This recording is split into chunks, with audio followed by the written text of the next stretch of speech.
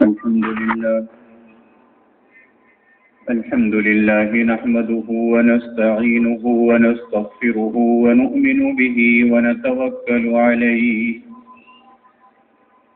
ونعوذ بالله من شرور أنفسنا ومن سيئات أعمالنا من يهده الله فلا مضل له ومن يضلله فلا هادي له ونشهد أن لا إله إلا الله وحده لا شريك له ونشهد أن سيدنا ونبينا ومولانا محمدا عبده ورسوله صلى الله تعالى عليه وعلى آله وأصحابه وسلم تسليما كثيرا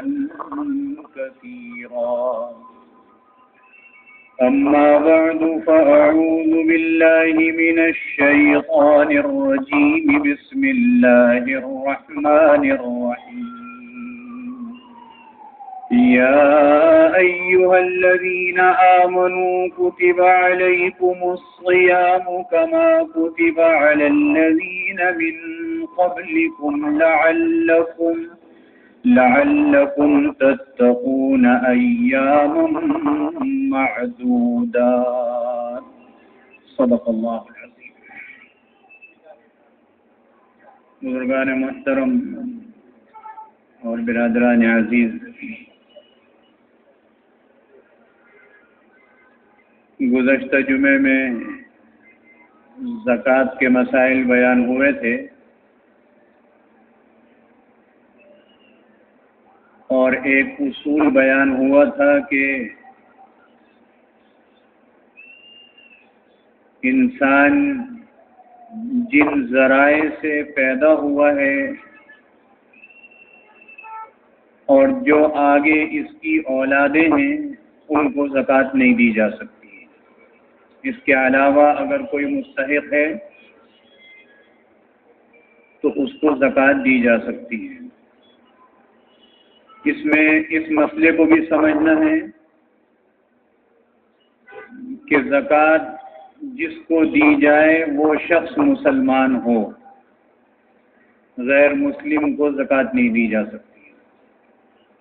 اسی لیے ہمارے یہاں بہت سے رفاہی ادارے ہیں اور وہ زکوٰۃ جمع کرتے ہیں.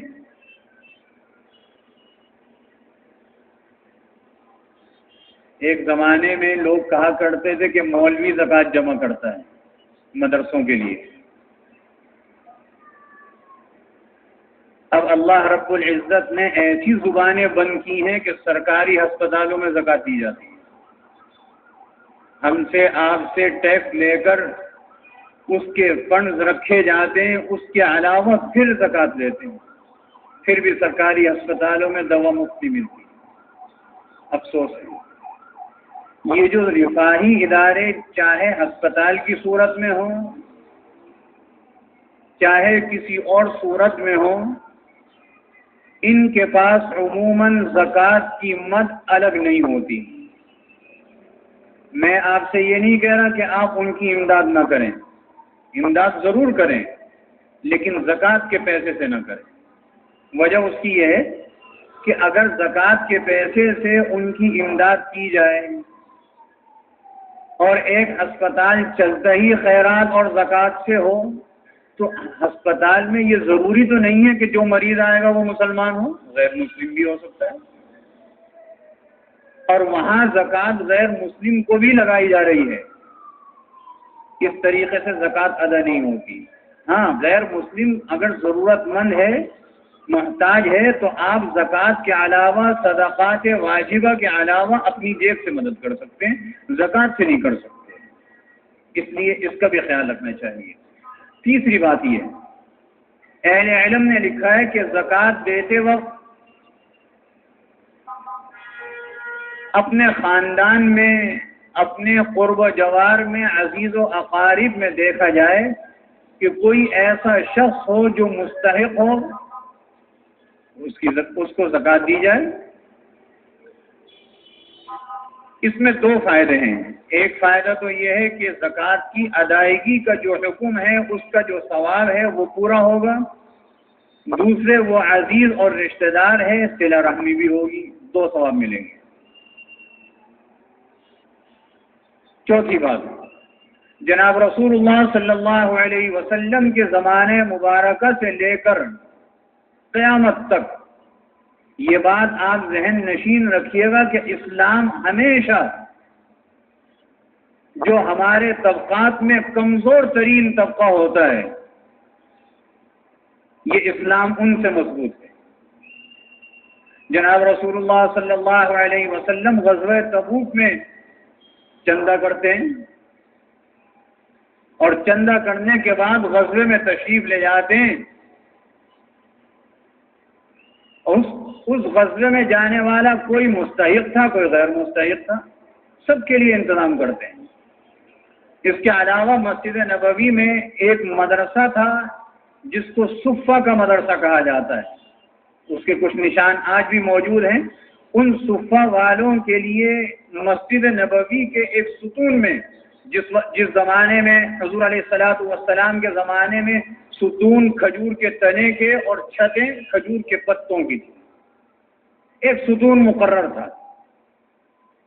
اور وہ ستون اس لیے مقرر تھا کہ ہمارے باغات میں کوئی پھل آ جائے، کوئی نئی چیز پیدا ہو، کیونکہ مدینہ منورہ میں کھیتی باڑی بہت ہوتی تھی، یا کوئی اور مدینہ کا رہنے والا مسلمان اپنے ان مستحق اور مساکین بھائیوں کے لیے کوئی چیز لانا چاہتا ہے، وہ اس ستون سے باندھ کے چلے جائے. اب ستون پہ وہ باندھ دیا اور ہر آنے والے کو پتا ہے یہ صدقہ اور خیرات کا مال ہے، زکوٰۃ کا مال ہے، ہر آدمی نہیں استعمال کرے گا. اور وہ صفہ کے جو طلباء صحابہ کرام ہوتے تھے ان سے وہ فائدہ اٹھاتے تھے.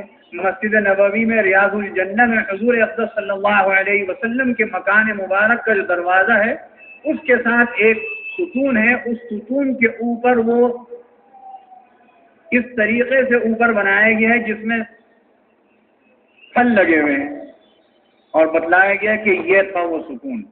بتلانے کا مقصد یہ کہ حضور علیہ الصلوۃ والسلام کے زمانے میں بھی دین کی اشاعت کے لیے چندہ کیا گیا ہے. کس سے کیا گیا؟ مسلمانوں سے. ان مسلمانوں میں کوئی کمزور تھا، کوئی طاقتور تھا. اس کے بعد بھی ایسا ہی رہا، آج تک ایسا، قیامت تک ایسا ہی رہے گا. اللہ نے اپنے نبی کے ذریعے سے یہ بات بتلا دی کہ دین کی حفاظت کے لیے انہی مسلمانوں سے اپیل کی جائے گی کہ بھئی اپنے دین کی حفاظت کے لیے اپنے مال کو دین کے لیے خرچ کرو. ہم اپنے عزیز و اقارب میں جب زکوٰۃ خرچ کریں گے یا کچھ اور خرچ کریں گے تو بعض اوقات دیکھنا پڑتا ہے کہ آیا یہ ہیں کیسے. آج کل فتنوں کا بہت دور ہے نا. بعض اوقات تو ایسا ہوتا ہے کہ ہیں تو ہمارے عزیز و اقارب لیکن ذہن اور خیال دیکھیں تو بالکل دہریوں والے ہیں.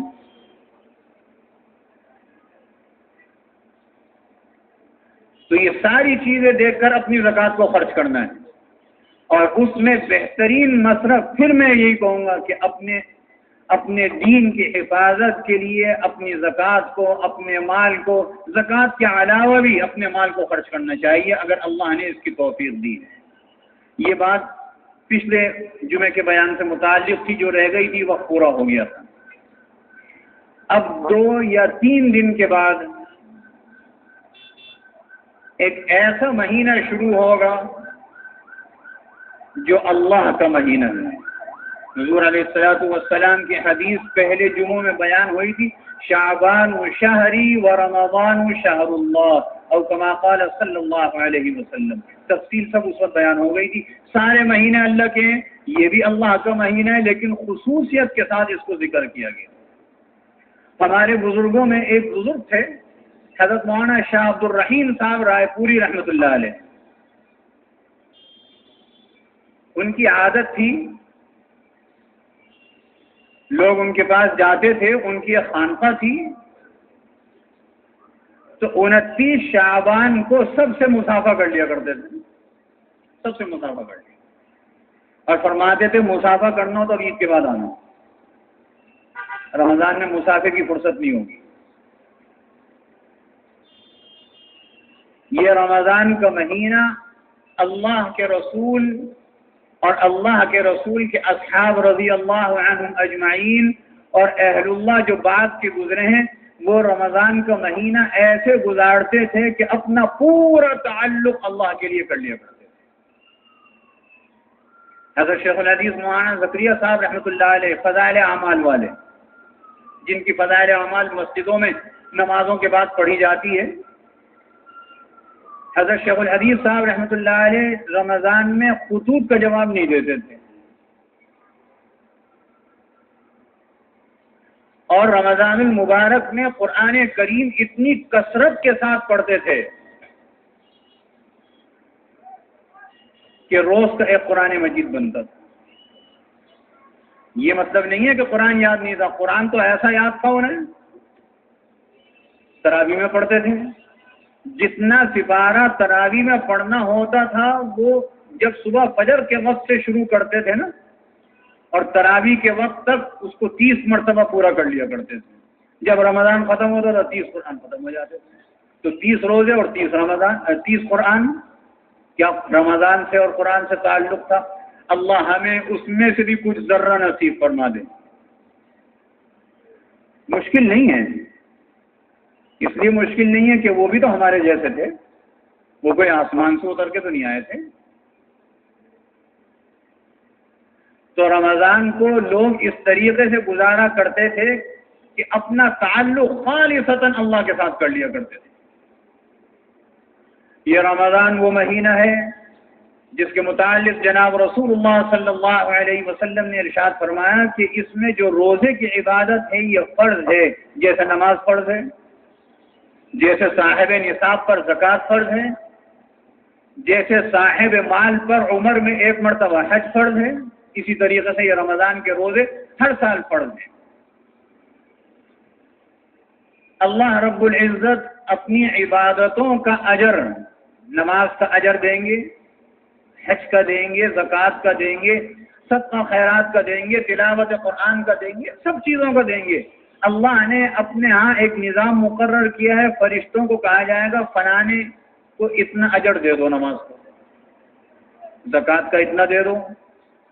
محک میں قائم ہے اللہ کے ہاں، ہوتا اللہ کے حکم سے۔ لیکن روزے کے متعلق حضور علیہ الصلوۃ والسلام نے ارشاد فرمایا کہ اس کا اجر اللہ رب العزت روزے دار کو اپنے ہاتھوں سے مرحمت فرمائیں گے۔ نماز کا اجر اپنے ہاتھ سے نہیں دیں گے، متعلقہ محکمہ دے گا، لیکن روزے کا اجر اپنے ہاتھوں سے، اس کے ہاتھ اس کی شان کے مطابق۔ ایک روزہ ایسی عبادت ہے جس کا تعلق خالصتاً اللہ کے ساتھ ہے۔ نماز پڑھ رہا ہے، تعلق تو اس کا بھی اللہ کے ساتھ ہے، لیکن ظاہر میں اگر ایک آدمی نماز پڑھ رہا ہے اور وہ باطن میں بے وضو ہے، حالت جنابت میں ہے، تو برابر میں جو کھڑا ہے اس کو کیا خبر کہ اگر نماز پڑھ رہا ہے ٹھیک ہے، بے وضو ہو، اگر وہ خود جانتا ہے میں بے وضو پڑھ رہا ہوں، برابر والے کو پتہ نہیں چلے گا۔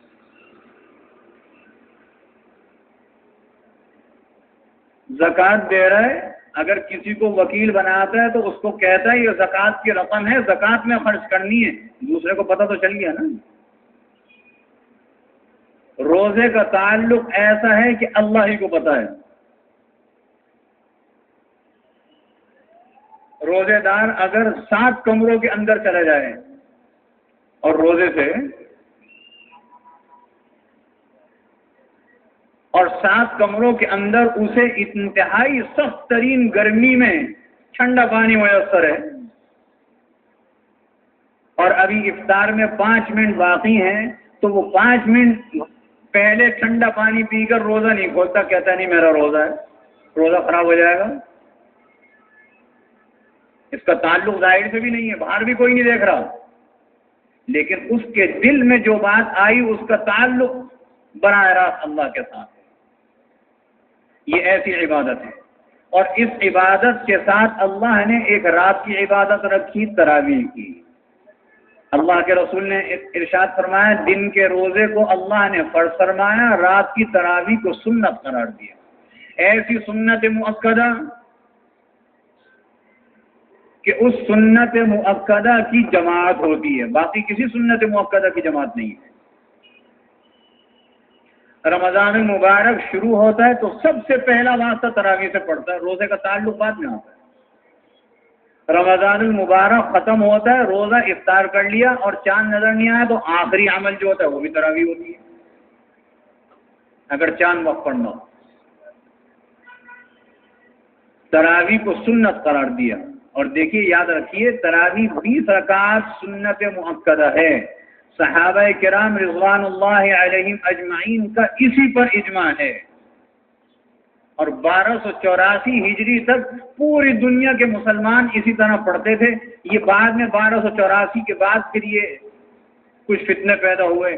اب تو ایک اور نیا فتنہ آ گیا، وہ گلشن اقبال کے مولوی صاحب بھی عجیب غیر مقلدوں کے ساتھ مل گئے، کہتے ہیں جی وہ تراویح تو 8 رکعات ہیں، تہجد 12 رکعات ہیں، 20 پوری پڑھ لی، وتر پڑھ لیے، اب رات کو تہجد پڑھنے کی ضرورت نہیں ہے۔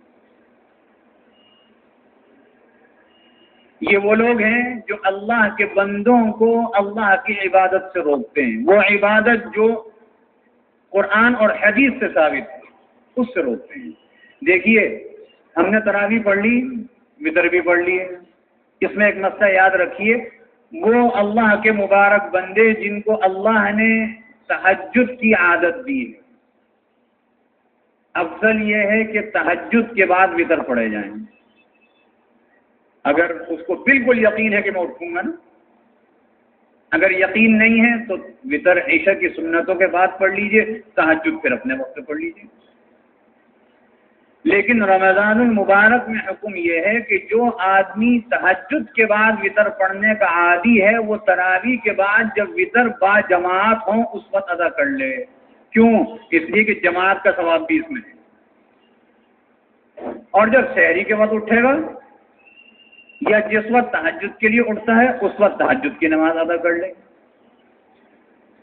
اب اس میں اپنے سمیت سب سے کہہ رہا ہوں، سحری کے لیے تو سب نے اٹھنا ہے نا، خواتین بھی اٹھیں گی، مرد بھی اٹھیں گے، تو ذرا کچھ ایسا معمول بنا لیے جائے کہ 10 منٹ پہلے اٹھ جائیں، اور 10 منٹ پہلے اٹھ کر 2-4 رکعتیں یا اس سے زیادہ جتنی اللہ رب العزت توفیق عطا فرمائے تہجد کی نماز کی پڑھ لیجیے۔ یہ تہجد کی نماز وہ ہے جو شروع اسلام میں فرض تھی، جب نمازیں 5 وقتہ فرض ہو گئیں تو اس کی فرضیت ختم ہو گئی، لیکن اللہ کے رسول صلی اللہ علیہ وسلم نے کبھی تہجد کو قضا نہیں فرمایا۔ یہ نفل نمازوں میں ایسی نماز ہے جس کی فضیلت سب سے زیادہ ہے۔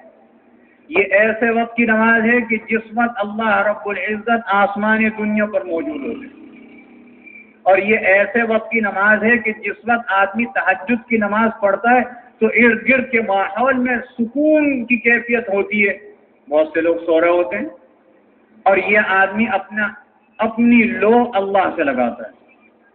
اس لیے رمضان المبارک میں اس کا معمول بنا لیجئے کہ سحری کے لیے تو اٹھیں گے، تہجد کی نماز بھی حسب توفیق 2-4 رکعتیں پڑھ کر اللہ سے دعا کی جائے۔ یہ ایسا وقت ہے کہ جس میں دعا کو قبول کیا جاتا ہے، قبولیت دعا کا وقت ہے۔ اس کے علاوہ ایک مسئلہ اور، عموماً جب سحری کا وقت ختم ہوتا ہے جو نقشوں میں لکھا ہوا ہے، عام طور پر جو نقشے ہم اور آپ اس کو چھاپتے ہیں اور اس کو تقسیم کرتے ہیں تو 1 منٹ اور پہلے کر دیتے ہیں، کہتے ہیں احتیاط ہے، اگرچہ جو وقت ہے وہی لکھنا چاہیے۔ اس وقت سے خود ہی 1-2 منٹ پہلے سحری بند کر دیجئے، اور یہ پان کھانے کے عادی اور سگریٹ پینے کے عادی تو بلکہ 10 منٹ پہلے کریں تاکہ منہ کو اچھے طریقے سے صاف کر لیں۔ غلطی کیا ہوتی ہے؟ غلطی یہ ہوتی ہے آذان شروع ہو جاتی ہے، اذان جیسی شروع ہوتی ہے اور پھر ہمیں خیال آتا ہے پانی تو پیا نہیں، چلو ایک گلاس پانی بھی پی لیں، بہت بڑا روزہ ہے، گرمی بڑی شدید ہے۔ مؤذن اذان دے رہا ہوتا ہے اور یہ پانی پی رہے ہوتے ہیں۔ یاد رکھیے ایسا کریں گے تو روزہ نہیں ہوگا۔ اذان کا روزہ بند کرنے سے کوئی تعلق نہیں ہے۔ روزہ بند کرنے کا جو وقت ہے وہ صبح صادق ہے، صبح صادق کا وقت ہوا روزہ شروع ہو گیا، اور صبح صادق کا وقت ہونے کے بعد فجر کا وقت فوراً ہی شروع ہو گیا۔ تو اذان تو فجر کے وقت میں ہو رہی ہے، جب اذان فجر کے وقت میں ہو رہی ہے اور ہم اس میں اب پانی پی رہے ہیں یا کچھ کھا رہے ہیں تو روزہ کہاں سے ہوگا؟ اس کا بہت خیال رکھنا چاہیے۔ اللہ رب العزت ہم سب کو عمل کی توفیق عطا فرمائے۔ یہ ایک سوال آیا تھا، بہت طویل ہے، خلاصہ میں عرض کر دیتا ہوں۔ ایک صاحب نے سوال کیا ہے، پہلے اس سے تمہید باندھ دوں، 2 منٹ اوپر ہو جائیں گے، کہ بہت سے مذاہب ایسے ہیں کہ ان کے جو لوگ کاروبار کرتے ہیں اس کاروبار میں منافع کا ایک حصہ اس لیے رکھا جاتا ہے کہ اس حصے کو مسلمانوں کے خلاف خرچ کریں۔ چیز بھی ہم خریدتے ہیں، اس کو منافع بھی ہم اپنے ہاتھ سے دیتے ہیں، اس منافع میں سے جو بھی اس کا ریشو ہوتا ہے اس ریشو کے مطابق وہ پھر ہمارے خلاف خرچ ہوتا ہے۔ اسی میں یہ قادیانی بھی ہیں۔ ہمارے ختم نبوت والے جو ہیں اللہ انہیں جزائے خیر دے، وہ تو اس کے متعلق آگاہ کرتے رہتے ہیں کہ جو قادیانی مصنوعات ہیں ان کا بائیکاٹ کیا جائے۔ کیوں کہتے ہیں؟ ایک تو وجہ یہ ہے کہ ہم صاحب ایمان ہیں، اللہ کا شکر ہے، ہمارا ایمان ہے کہ رسول اللہ صلی اللہ علیہ وسلم اللہ کے آخری نبی اور رسول ہیں۔ قادیانیوں کا یہ ایمان نہیں ہے۔ پھر کلمہ بھی وہ کہیں کہ ہم پڑھتے تو لا الہ الا اللہ ہے، تو یہ اسلام سے بغاوت ہے۔ وہ اپنے کاروبار میں منافع کا ایک حصہ رکھتے ہیں، پھر وہ مسلمانوں کے خلاف خرچ کرتے ہیں۔ تو ہماری غیرت کا تقاضا یہ ہے کہ ہم قادیانی مصنوعات کا بائیکاٹ کریں۔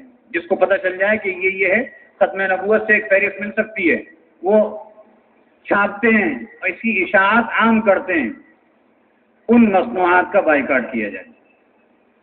باقی انشاءاللہ آئندہ جمعے میں عرض کیا جائے گا۔ اللہ رب العزت ہم سب کو عمل کی توفیق عطا فرمائے۔ وآخر دعوانا الحمدللہ رب العالمین۔